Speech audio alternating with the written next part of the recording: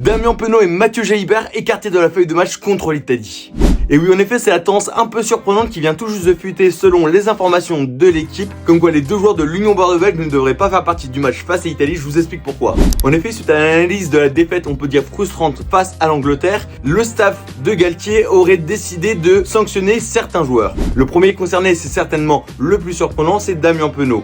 Alors qu'on pensait que l'ailier de l'UBB était indétrônable en équipe de France, il était très attendu parce qu'il n'avait pas participé à la dernière tournée avec le 15 de France et notamment au match face au Pays de Galles. Damien aurait fait les frais de sa mauvaise prestation face à l'Angleterre, notamment avec des en avant à répétition dans des phases très proches de la ligne adverse, mais également à cause de sa fébrilité en défense, 5 plaquages manqués et un soutien qu'il ne réalise pas auprès de Thomas Ramos qui nous vaut la pénalité de la défaite, clairement.